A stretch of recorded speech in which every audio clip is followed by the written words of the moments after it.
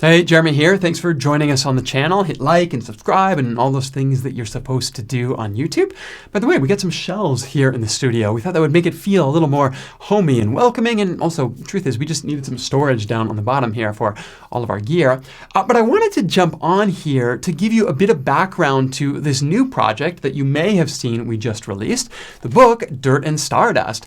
I wrote this book. It's about the Sermon on the Mount, but it's about trying to take this intellectually honest and spiritually passionate approach to the Jesus story and walk through Jesus' longest uninterrupted teaching moment that we have anywhere in the Gospels. That's really what the Sermon on the Mount is. It's his first public address, but it's also his longest body of wisdom and teaching that he has to offer to us. Just some really great stuff in there to think through.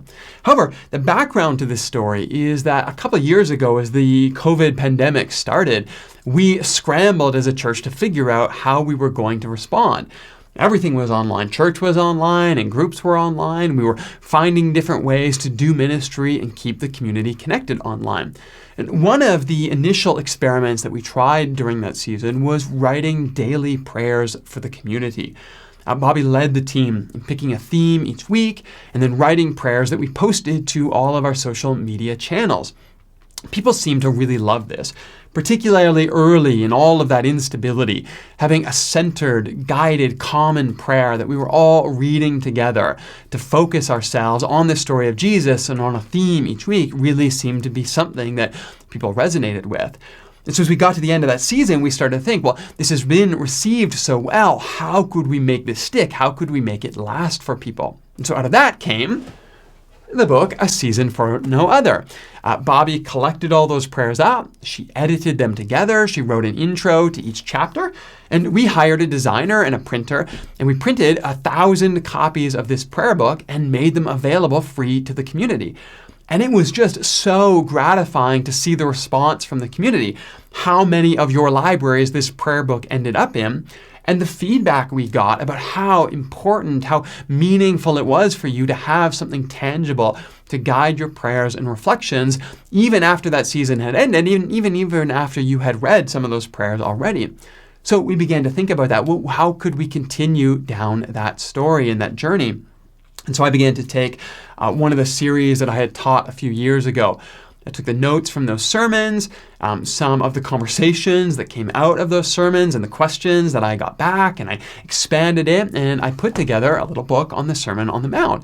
It's a short read. It's about 150 pages, but the idea was to create a devotional pastoral walk through some of Jesus' wisdom. You'll find at the end of each chapter, there's some questions for reflection, there's space to take notes, and really this isn't meant to be an intellectual exercise, although it does come with that same flavor that you're used to at Commons. But it's really about how do we sink the teachings of Jesus into our daily life, into our bones on a regular basis. And the idea was, again, just to self-publish that and make it available to the community for free as part of this ongoing experiment to expand the ways that we kept the conversation moving outside of Sunday. But in the background, I was working on another book project. I'm kind of excited about that one. It's called Upside Down Apocalypse. It'll be available later this spring from Herald Press. It's about a nonviolent interpretation of the book of Revelation. We'll have some more information about that as we get there. But in my first go-round working with publishers, my first time pitching a book and writing a book, one of the publishers that I didn't end up signing with said to me, "Do you have any other projects that you're working on?" I said, "Well, I have this little book on the Sermon on the Mount that I was going to self-publish." And they said, "Well, we'd love to take a look at it." I sent it to them and they agreed to publish it. And all that meant was they hired the typesetter, they looked after the design, they looked after the printing, and all the church had to do was purchase copies to make available to the community. It just made the whole thing a lot easier for us. Now the benefit is that now this book is available on Amazon if you're not here in the community physically in Calgary, or if you just really like to read on Kindle, you can pick up a copy and read it that way.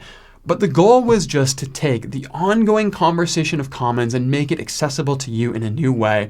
And that's why Paperbook copies of the book are absolutely free You can stop by the church anytime and pick one up as our free gift to you, because the intent is just to take the conversation that we're already a part of on Sundays and in our small groups and in our community here at Commons and find new ways for that to take root in your life and your story.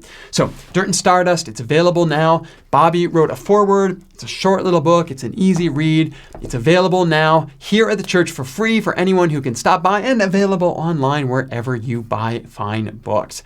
But thanks for continuing this journey with us. Thanks for staying connected with us during this season. And we'd love to hear some feedback from you about how we're doing, what you thought of the book, how you think we could do better, and maybe where you think we could expand next. We have some brilliant voices at Commons. Bobby and Scott, Elena, who's on mat leave right now. But these are incredible voices that bring a lot to all of our journeys. And we love to think about how we can continue to experiment and expand all of these different ways that the common story and voice finds a place in your life. Ultimately, what we want to do is give you new ways to think about this intellectually honest, spiritually passionate approach to Jesus. We're so grateful for the way that story of Jesus continues to resonate with so many of you. We'd love to hear some feedback on how you think we're doing with this little project. So thanks, everyone. I'll see you soon.